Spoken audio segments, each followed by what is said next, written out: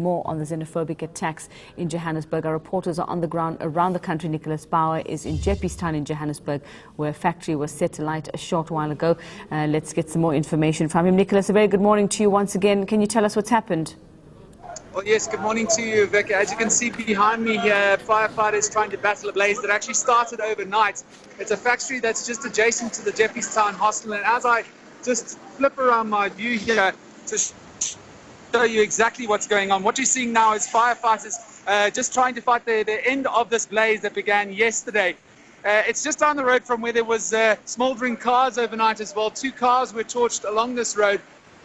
And just behind the visuals that you're seeing now, we'll slowly but surely just turn around and show you. That is the Jeppestown hostel just up the road. As you can see that the area has been cordoned off there, but if you can make it a little bit further up the road, if you can see that far, there's 2 burnt out shells of vehicles that were set alight yesterday. Crowds in the Jeppestown hostel are still gathered there. They haven't yet been dispersed by police. The police have just changed their shift. New police coming on, and we've got some tactical response team members arriving on the scene, as well as plainclothes policemen mixed in with public order policing as well. So it's been a very, very busy evening in Jeppestown overnight. There has been several arrests after looting in and around not only Jeppestown but further down the road in Malvern on Jules Street.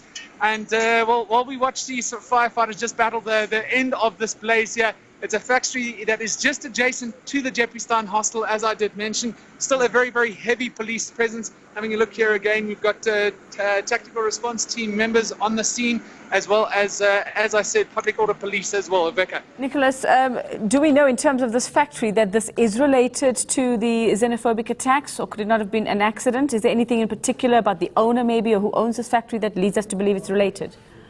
Well, nobody's yet come forward to claim ownership of this factory or come to check what is happening on their premises. It's, I would say, a little bit too early to say whether or not that this has strictly got to do anything with the xenophobic violence that has been spreading through Durban, and of course also flashing up yesterday and the day before in the east of Johannesburg.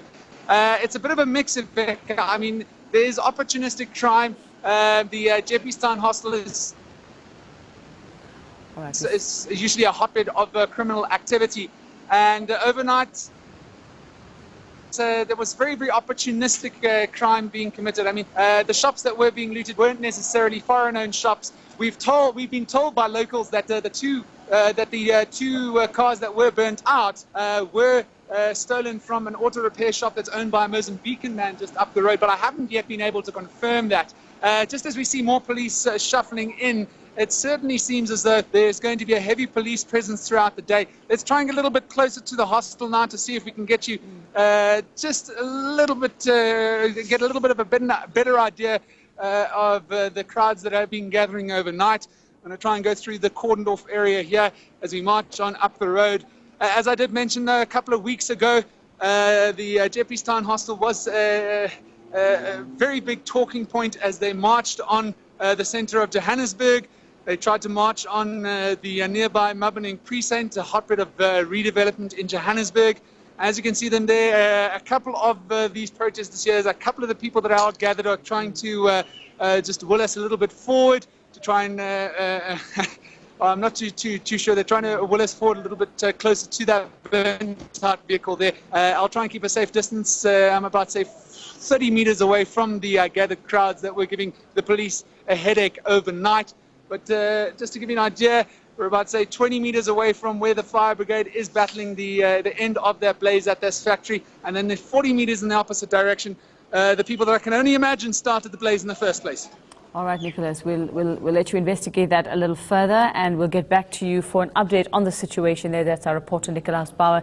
He's out in Johannesburg. He will be speaking to us throughout the morning there, especially from that scene, that fire now at a factory, that factory set alight overnight there in Jeppestown.